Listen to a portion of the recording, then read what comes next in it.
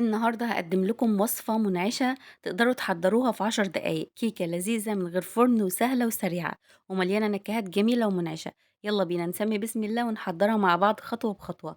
لو أول مرّة تشوفوا قناتي أنا شيماء حمدي، ما تنسوش تعملوا لي لايك لو عجبكم الفيديو. أول حاجة خالص جِبت بسكوت بيكون سادة، واستخدمت نوع فيري، أنتم تقدروا تستخدموا أي نوع متوفر عندكم، بس أهم حاجة يكون بسكوت سادة. واستخدمت 8 بسكوتات بس زي ما أنتم شايفين، فتحتهم كده ونزّلتهم في بولة، وبدأت أرصهم في الصينية زي ما أنتم شايفين. وأهم حاجة الصينية ما يبقاش فيها حتة كده فاضية، يعني فردت الكمية كلها كده وعملت دورين، يعني ال8 بسكوتات عملوا لي دورين من البسكوت.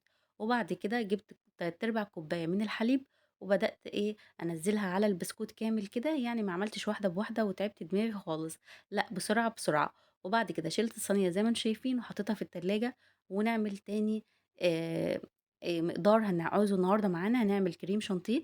نزلت بكوباية من الكريم شانتيه وعليها معلقة سكر بودرة، طبعًا الكريم شانتيه بيبقى جايباه خام من عند العطار، فلازم أنا أضيف له السكر.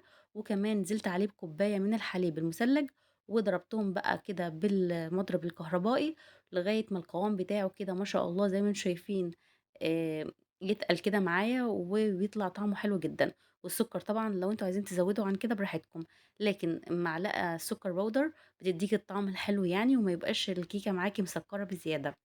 وبدأت بقى آخد أول طبق كده وافردها، يعني نزلت بالكمية كلها يعني وتحاولي تسويه كده لغاية ما تغطي طبقة البسكوت دي كلها. سهلة جدًا وتقدروا تعملوها في ثواني وفي 10 دقايق وما تاخدش معاكم وقت. وطبعًا في الصيف ولا تفتحي فرن ولا أي حاجة خالص. خلّصت فرد الكريم شانتيه في الصينية كويس، وحطيت الصينية في التلاجة، ونبدأ نحضّر المكون اللي بعده. جبت كوباية من المَيّة العادية خالص من الفلتر، وعليها معلقة جيلاتين باودر، وقلّبتهم كويس كده بالمضرب السلك، ورفعتهم على النار. وأول ما يبتدي يغلي معايا وتشوفوا كده الغليان والفوران كده، نبتدي ننزل عليهم بكيس من الجيلي المانجا. عايزة أقول لكم طعمه حلو جدًا، والجيلي بيخلّي الجيلاتين بيخلّي الجيلي بتاعِك متماسك وحلو جدًا. زي ما أنتم شايفين وهي بتغلي على النار كده قلبت لغاية ما داب معايا الجيلي كويس كويس جدًا، واتأكدت إن ما عادش فيه أي تكتلات خالص. ورُحت طافية النار على طول، ونزلت عليها بكوباية من المَيّة الباردة. وطبعًا باحب أنزّل فيها يكون قطع تلج زي ما أنتم شايفين كده، واسيبها على جنب تهدى خالص، وما اشتغلش فيها. ولا ينفع أضيفها للكيكة بتاعتنا إلا لمّا تبقى هادية جدًا وما فيهاش أي سخونية.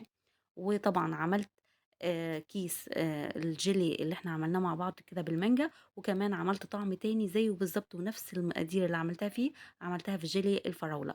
عملت كيس فراولة وكيس مانجا.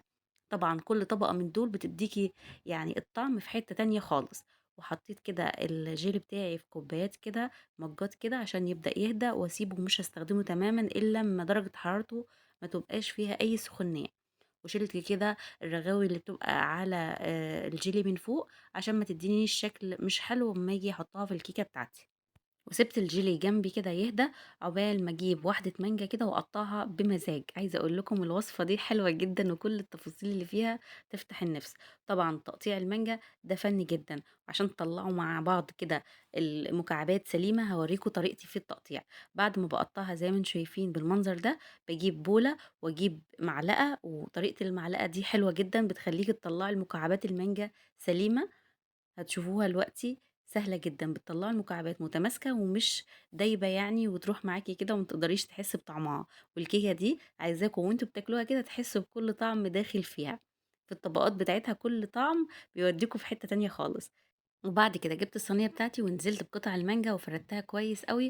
عايزين تزودوا مانجا عن كده أو تحطوا فراولة، أي فاكهة أو كيوي، أي يعني فاكهة موجودة عندكم عايزين تضيفوها وبتحبوها تقدروا تزودوها في الكيكة دي مش هتقول لأ خالص.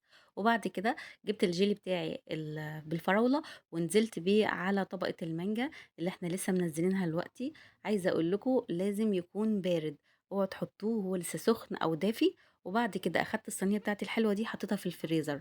هاسيبها في الفريزر قد إيه، هاسيبها 10 دقايق. بعد 10 دقايق هاوريكم الطبقة بتبقى متماسكة جدًا.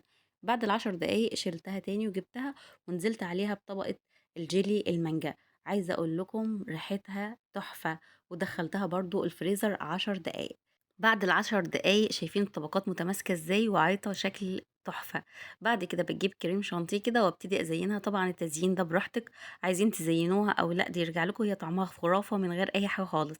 لكن عشان التقديم جبت بقى كريم شانتيه كده وبدأت أعمل أشكال عشوائية، مش لازم يعني شكل هندسي، لأ أي شكل عشوائي كده حلو. وبعد كده حطيت صوص شوكولاتة عشان كمان لو أطفال عندِك يعني بيحبوا صوص الشوكولاتة، حطيت برضه، وكمان قطعة المانجا اللي قطعناها مع بعض في الأول زينت بيها في شكل الكيكة بتاعتي.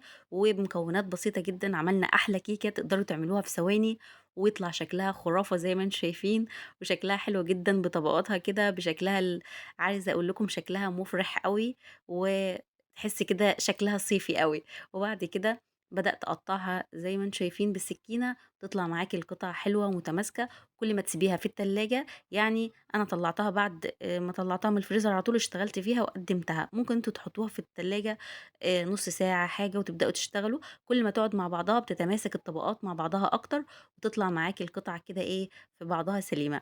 بس طعمها عايزة أقول لكم روعة، لازم تجربوه. ولو عجبتكم بقى أكيد هتكتبوا لي في التعليقات بقى وما تبخلوش عليَّ، لأن عارفة اللي أنتم أي حد بيحبني بيكتب لي رأيه في التعليق، وبيدعي لي دعوة كده من قلبه. وزي ما أنتم شايفين منظرها حلو جدًا وتستاهل التجربة. تقدروا تزينوا الطبق بتاعكم زي ما أنا زينته كده. وكل ما تقعد عايزة أقول لكم شايفين كل ما نقطّع كمان قطع تانية بتطلع متماسكة أكتر من الحتة اللي قبلها، يعني شكلها روعة. والمانجا كده القطع كده شايفين عاملة إزاي؟ أنا طبعًا مش هاوصفها لكم، أنتم لازم تجربوها وتكتبوا لي في التعليقات كده على طريقتكم وعلى تجربتكم. وطبعًا انطلب مني كتير وصفات صيفية وتكون خفيفة وما نقفش يا شيماء في المطبخ كتير طبعًا.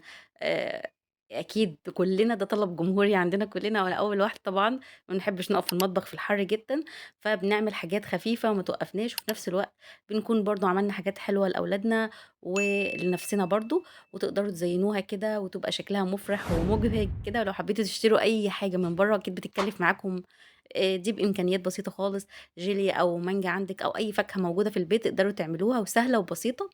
ويا ريت بقى لو عجبتكم الوصفة ما تبخلوش عليّا كده باللايك، وكمان تشيّروه عشان يوصل لأكبر عدد يعني من المتابعين. وكمان تشتركوا في القناة لو لسه ما اشتركتوش، وتفعّلوا زر الجرس على كلمة الكل عشان كتير، كتير ما بيوصلوش إشعار لمّا بانزّل فيديو جديد.